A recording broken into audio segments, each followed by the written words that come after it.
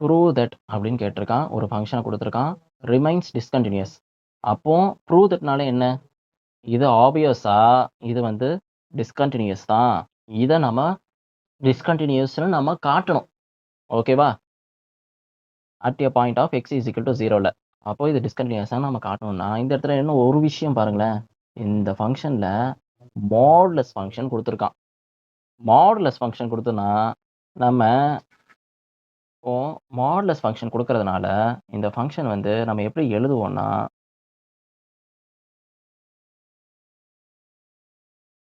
f of x is equal to x divided by x plus 2x square x greater than 0. Then x divided by x, அதாவது இந்த இடத்துல பார்த்தீங்கன்னா, negative குடுத்துருவோம். ஓகேவா? Negative plus 2x square. இது வந்து x less than 0வா இருக்கும்போது. அதே x is equal to 0 அப்படின்னு சொல்லும்போது, உங்க ஃபங்ஷன் இந்த மாரி இருந்திருக்கும். பார்த்தீங்களா? ஒரே ஒரு மாடுலஸ் ஃபங்ஷன குடுத்து, உங்க ஃபங்ஷனையே அப்படியே டோட்டலா மாத்திட்டான். பார்த்தீங்களா? டோட்டலா 3 ஃபங்ஷன் வந்துட்டான். ஸோ, இந்த ஃபங்ஷன் நீங்க நார்மலா பார்க்குற மாரி லெஃப்ட் ஹேண்ட் லிமிட்டும், ரைட் ஹேண்ட் லிமிட்டும் சேமா இருக்க போறதில்ல.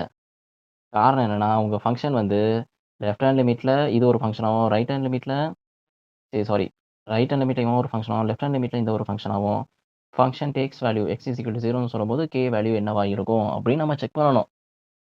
ஸோ, நீங்க இந்த இடத்துல எந்த ஒரு தப்பும் பண்ணிறக்கூடாது. பார்த்தீங்களா? எப்படி கொஸ்டின்ல விளையாடுறானுங்கன்ட்டு. அப்போ நம்ம முதல்ல எடுத்தோனே, இது மாடுலஸ் இல்லன்னா பரவால்ல. மாடுலஸ் இருக்கு. ஸோ, நம்ம மோஸ்ட்டா நீங்க left hand limit, right hand limit 2 ஈக்குவலா இருக்கும். இந்த function x is equal to 0, x not equal to 0வா இருக்கும்போது, இந்த இது left hand limit, right hand limit ஈக்குவலா தான் இருக்கும் அப்படின்னு சொல்லிட்டு மட்டும் அஸ்யூம் பண்ணி நீங்க ஸ்ட்ரெய்ட்டா போட்றக்கூடாது. அது தவறான செயலா கூட அமையறதுக்கு வாய்ப்பு இருக்கு. ஸோ, அதனால மோஸ்ட்டா ஃபங்ஷன முதல்ல டிஃபைன் பண்றத என்ன குடுத்துருக்கான்னு சொல்லிட்டு எழுதுங்க. எழுதிட்டு அதுக்கப்புறமா இது என்னன்னு பாருங்க. ஓகேவா? லெஃப்ட் ஹேண்ட் லிமிட்ட பொறுத்தவரைக்கும், லிமிட் x டெண்ட்ஸ் டூ 0ல பார்க்குறேன். இப்போ x லெஸ் தென் 0ல தான் பார்க்குறேன். அப்போ x divided by minus x plus 2x square. So, இப்போ இத பார்த்தனா, நான் லிமிட் டைரக்ட்டா அப்ளை பண்ணேன்னா 0/0 ஃபார்மேட்ல வந்துருவான். அது நமக்கு தேவையில்ல. ஸோ, இந்த நியூமரேட்டர்ல ஏதாவது காமனா இருக்கான், இவன் ஏதாவது காமனா இருக்கான்னு பார்த்தா, காமனா இருக்கான்ப்பா.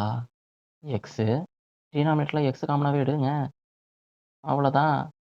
முடிஞ்சு போச்சு. இப்போ இத காமனா எடுத்துட்டோம்னா, 1 பை அதான் 0/-1ன்னு வந்திருக்கும். இப்போ இது வந்து ஒரு கான்ஸ்டன்ட் ஃபங்ஷன் தானே. இது ஒரு constant function continuous everywhere. But and also இது வந்து 1 டிகிரி பாலினாமியல். இதுவும் continuous everywhere. So polynomial function இருக்கனால இது வந்து டைரக்ட் சப்ஸ்டிடியூஷன் யூஸ் பண்ணலாம். ஸோ அதனால 1 டிவைடட் பை -1 பிளஸ் 0 அதனால உங்களுக்கு கிடைக்க போறது -1. இதுதான் உங்களோட left hand limit. Okay. And right hand limit பார்த்தீங்கன்னா, ரைட் ஹேண்ட் லிமிட்ட பொறுத்தவரைக்கும் limit x tends to plus போட்டுட்டு, இப்போ ரைட் ஹேண்ட் லிமிட்ட பொறுத்தவரைக்கும் x கிரேட்டர் தென் 0ன்னு போடுவோம். So x divided by x plus 2xன்னு எழுதிருவேன். ஓகேவா?